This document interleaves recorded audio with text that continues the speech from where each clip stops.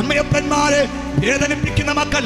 ചെന്നൈയിൽ എന്റെ സ്നേഹിതനായ ഒരു ദൈവദാസൻ ശുശ്രൂഷിക്കുന്നുണ്ട്. അദ്ദേഹം എല്ലാ ദിവസവും ഉച്ചയ്ക്ക് 50 ഊണ് ഉണ്ടാക്കി ചെന്നൈ താമ്പ്രത്തിലെ റോഡ് വക്കുകളിലുള്ള പിച്ചക്കാർ, അനാഥകൾക്ക് എല്ലാ ദിവസവും ഉച്ചയ്ക്ക് നൽകും. അപ്പൊ കഴിഞ്ഞ ദിവസം അദ്ദേഹമായിട്ട് ഞാൻ സംസാരിക്കുമ്പോൾ ഞാൻ ചോദിച്ചു, പാസ്റ്ററെ, എന്നും ഒരേ നിലത്തിലുള്ള ആളുകൾക്കാണോ കൊടുക്കുന്നത്? ഇവരെല്ലാം ശരിക്കും പിച്ചക്കാരാണോ? സ്തോത്രം, ഇവരുമായിട്ടൊക്കെ ഒരു ബന്ധം നിങ്ങൾക്കുണ്ടോ എന്ന് ചോദിച്ചു. അപ്പോൾ അദ്ദേഹം പറഞ്ഞത്, കഴിക്കുന്നതിൽ 80% ആളുകളും നല്ല വീട്ടിൽ ജീവിച്ചിരുന്ന അമ്മയപ്പന്മാരാണ്. ഉള്ള ആസ്തിയും വസ്തുക്കളുമെല്ലാം പ്രായം ചെന്നപ്പോൾ മക്കൾ വഴക്കുണ്ടാക്കിയതിൻ്റെ പേരിൽ എഴുതി കൊടുത്ത ശേഷം ഈ അമ്മയപ്പന്മാർക്ക് അസുഖവും പ്രയാസവും ക്ലേശവും ഒക്കെ വന്ന് അവരെ ശുശ്രൂഷിക്കാൻ കഴിയാത്ത സ്തോത്രം മനസ്സുള്ള ഭാര്യ ഇവരുടെ ആൺമക്കൾക്ക് ലഭിച്ചതിനാൽ അവരുടെ വാക്ക് കേട്ടേച്ച് ഞങ്ങളുടെ കുടുംബജീവിതത്തിന്റെ സ്വസ്ഥത എൻ്റെ അപ്പൻ കെടുത്തു കളയുന്നു, എൻ്റെ അമ്മ മൂലം എനിക്ക് സ്വസ്ഥമായി ജീവിക്കാൻ പറ്റുന്നില്ലെന്ന് ചൊല്ലിക്കൊണ്ട് ഇവരെ എന്ത് ചെയ്യുന്നെന്ന് അറിയണ്ടേ? കാറിൽ കയറ്റി ചെന്നൈയിൽ കൊണ്ടുവന്ന് താമ്പ്രം പോലുള്ള തെരുവുകളിൽ ഇറക്കി വിടുകയാ. 2 മാസത്തിന് മുന്നേ ഒരു മനുഷ്യൻ നല്ല പാൻറ്റും ഷർട്ടുമൊക്കെ ഇട്ട്, ഒരു 62 വയസ്സ് പ്രായമുള്ള മനുഷ്യൻ ഇങ്ങനെ കരഞ്ഞിങ്ങനെ സ്തോത്രം ഈ റോഡിന്റെ സൈഡിൽ പ്ലാറ്റ്ഫോമിൽ ഇങ്ങനെ നടക്കുകയാണ്.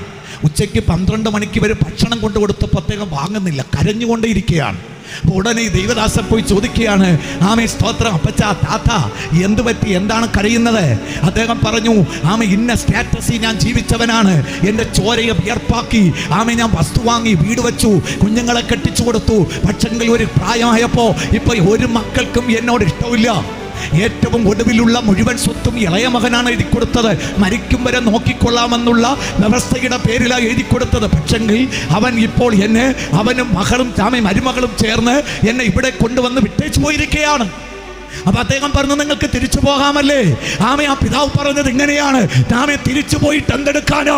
അവർക്ക് എന്നെ വേണ്ടല്ലോ, എന്നെ വേണ്ടാതെയല്ലേ ഇവിടേക്ക് കൊണ്ടിട്ടിട്ട് പോയത്, ഇനി ഞാൻ എന്തിനാ മടങ്ങിപ്പോകേണ്ടത്?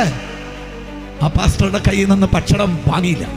അദ്ദേഹം പറഞ്ഞത് ഇങ്ങനെയാണ്, പിന്നെ ഒരാഴ്ച കഴിഞ്ഞ് നോക്കിയപ്പോൾ അവിടെയൊന്നും അദ്ദേഹത്തെ കാണാനില്ലെന്നാണ്. എവിടെയെങ്കിലും പോയി ആത്മഹത്യ ചെയ്തോ അല്ലെങ്കിൽ എന്ത് ചെയ്തെന്ന് അറിയില്ല. ഇങ്ങനെ എത്രയോ മാതാപിതാക്കന്മാർ കുഞ്ഞുങ്ങളെ പോറ്റി വളർത്തിയവർ ഇന്ന് നീരസം അനുഭവിച്ച്, ഇന്ന് മനവേദന അനുഭവിച്ച്, കുഞ്ഞുങ്ങളിൽ നിന്ന് യാതൊരു സംരക്ഷണവും കിട്ടാതെ കണ്ണുനീർ കുടിക്കുമ്പോൾ, മാതാവേ, പിതാവേ, ഇന്ന് രാത്രി നിനക്ക് ലഭിച്ചിരിക്കുന്ന സംരക്ഷണവും നിനക്ക് ലഭിച്ചിരിക്കുന്ന നല്ല മക്കൾ, നിനക്ക് ആഹാരം തരുന്ന മക്കളുണ്ടെങ്കിൽ ഇന്ന് രാത്രി നീ സന്തോഷിക്കണം. കാരണം ആ ദൈവത്തിന്റെ കരുണയാണത്.